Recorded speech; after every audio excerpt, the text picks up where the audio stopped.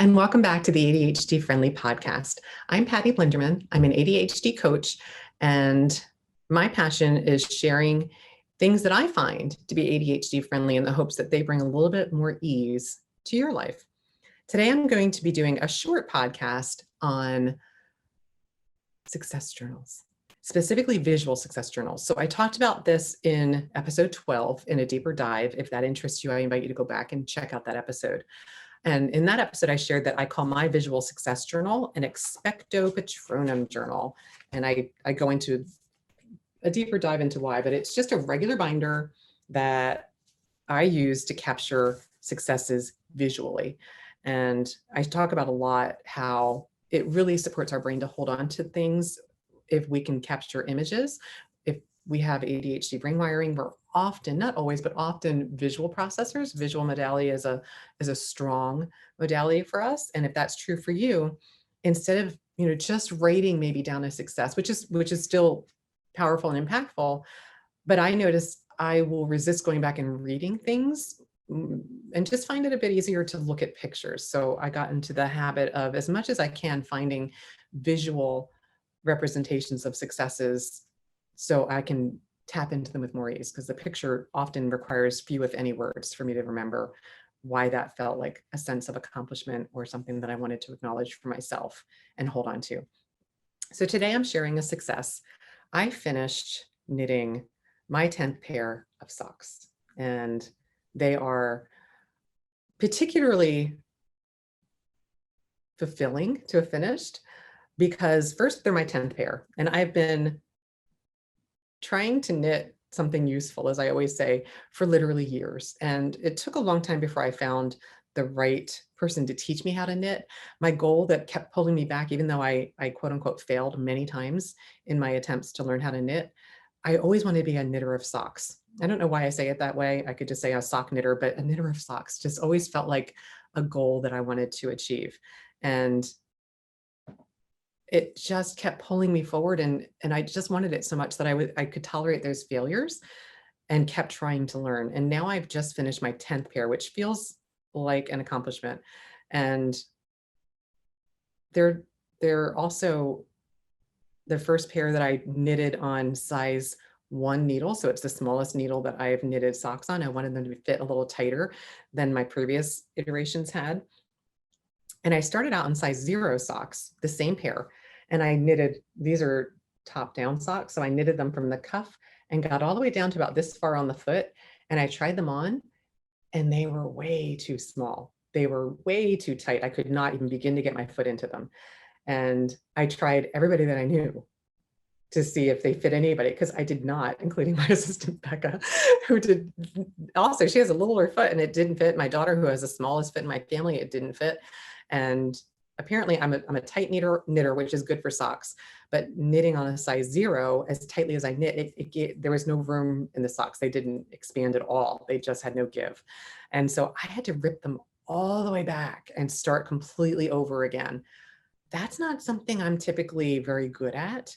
But again, I loved the color of these socks. I really wanted to make them, and I was willing to try it again. And again, this is an example of, why it feels like a success that I really want to acknowledge, is because I had to start over and moved up to a size 1 needle. Even though I thought the goal was to get to a size 0, I learned, oh, it's not really that important that it's a size 0. It's important that I'm knitting socks the way I want to, and they're turning out useful, that I can actually wear them. So these actually fit perfectly, as though they were made for me. And so now I'm going to just share how I'm capturing my success, besides sharing it verbally with you, which is building up my dopamine just talking about it, because it just really is very fulfilling to have them done in my hands. And oh my gosh, I just love them so much. So what I did was I took a picture of them. And this is how I capture my successes. I literally took a picture of them on my feet, and I wrote down, I finished them on May 30th. And I wrote down, it's my first pair of socks with size 1 needles. That's all I wrote to remind myself of why this felt particularly useful. I might also write that I had to start over again, but I decided that's enough for right now. And I printed on regular paper. I print it in color because I have a fabulous printer that allows me to print an abundance of color with very little cost to the ink. I'm going to talk about that in my favorite things for 2022 episode, my Epson printer, I think it's called an ink tank. See, I was just telling you because I can't remember, but I will be talking about that when I do my favorite things episode. And then I open up my visual success journal to the page where I'm sharing my socks. And so I'm just going to show you where I am. So this is my 2-page spread of just my socks. I literally just take pictures of each one, and I've numbered them to keep up with where I was with them, and wrote little notes for each one, literally 3 words for some of them, and it's enough. And now I'm just turning to my next blank page. I just cut it out with a pair of scissors. I get a piece of tape that I put on the back of the picture, and I slip it into the next page where I'm capturing my sock win. And that's it. It's in there. It's the next page of my book. This also is a page in a section that I have called Evidence I Can Finish Things. Because again, that was sparkly for me. I have a lot of evidence of things I don't finish a lot of them. And it felt like I needed evidence of that I can finish things. So I called that section of my visual success journal that title, because it felt very sparkly, and it just, when I'm getting frustrated, if I'm trying to organize something or finish something and I'm not, I have evidence of, okay, wait a minute, I do finish things. And then I can go back and think about what was it about the things I finished that allowed me to finish them. And maybe there's a strategy in there I can use. So really want to just quickly highlight again how important it is to capture our successes. And if it works for you to catch them visually, I invite you to do it in a simple, easy way that's going to allow you to keep adding to it. If I expected myself to have the picture printed somewhere, or to print it on a photo paper, it would require me to, as simple as that might sound to a lot of people, I'm not going to get up and go get photo paper and put it in my printer and print it. I'm just not going to do it. I print it on regular paper and just add it. And the pictures are absolutely good enough that I don't feel like I need to change it. It works for me.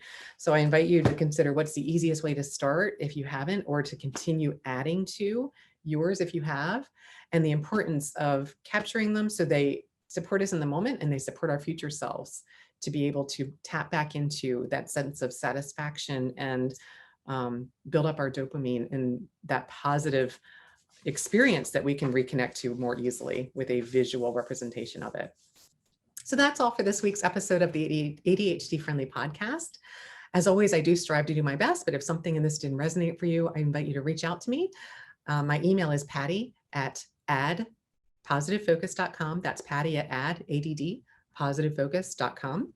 And as always, if you like this, please subscribe to my YouTube channel, ADHD Friendly Podcast, or follow me where you listen to your podcasts. That's all for now. See you next time. Tally ho.